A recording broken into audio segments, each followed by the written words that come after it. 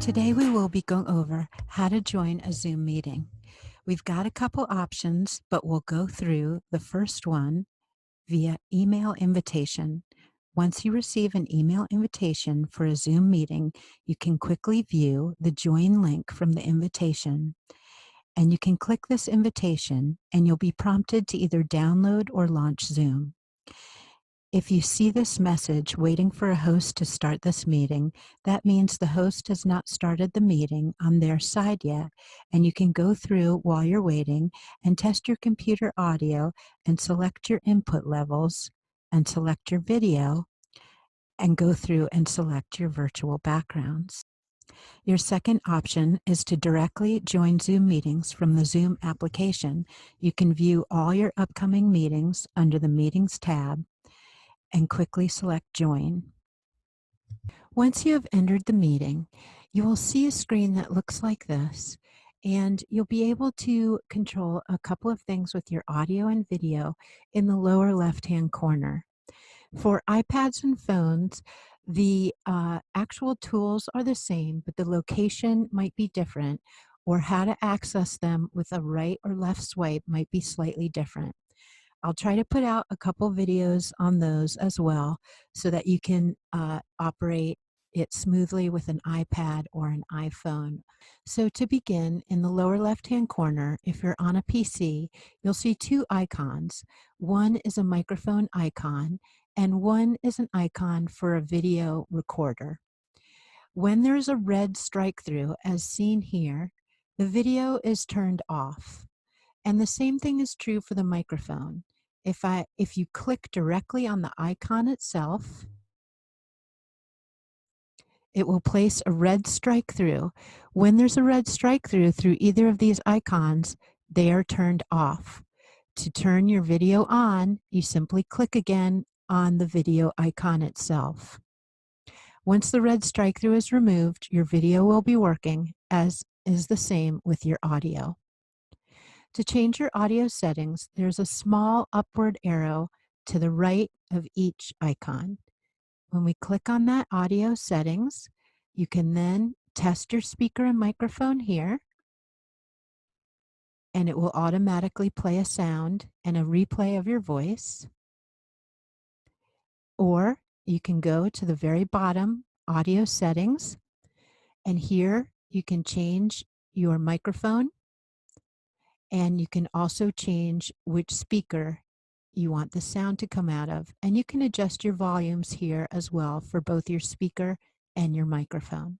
There are a few other settings that you can use, and you can always mute your microphone when joining a meeting or automatically join audio by computer when joining a meeting.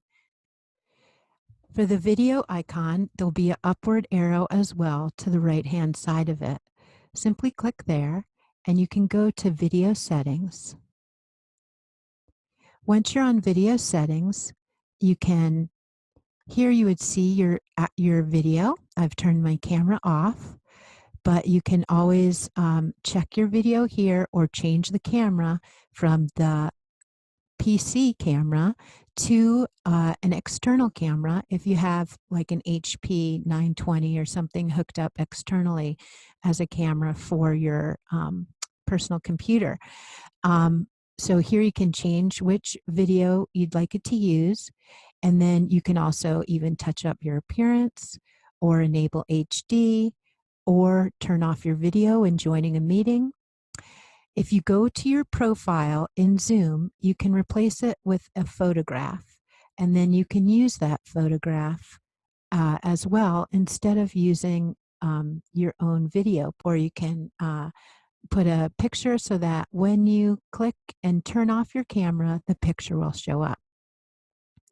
So let's take a look at some of these tools at the bottom.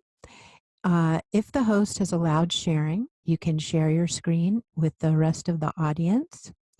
They can control whether all participants or just the host can do sharing. So now we're going to look at a couple of other features that you have down in the tools at the bottom of your screen. you'll see a chat feature here. If you click on the chat feature, the chat will automatically come up on your right-hand side. Here you can chat to everyone who's in the group, or you can chat personally with an individual who's in the group.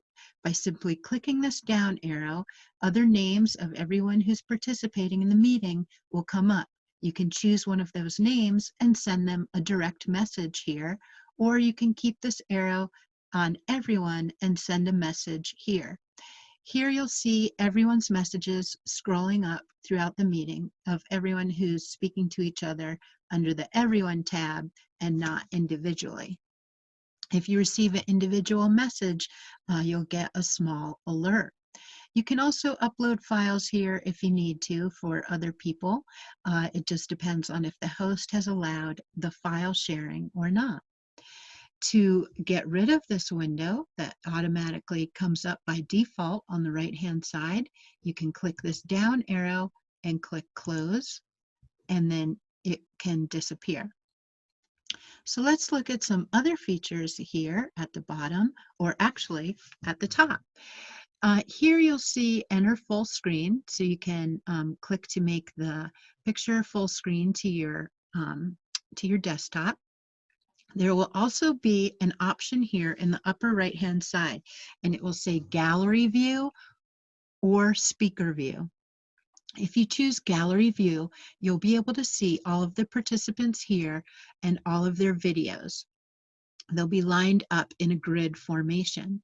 If you click this toggle switch again, it will say Speaker View, and then you'll just see the individual who is speaking at each moment, and it will have a little outline around their video indicating that they're speaking.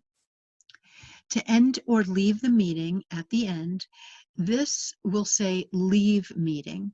You simply click in the lower right-hand corner on Leave Meeting to exit the meeting. I hope that this has been helpful for you. Thank you so much for watching this video. We look forward to seeing you at your first meeting. Thanks a lot. Have a great day.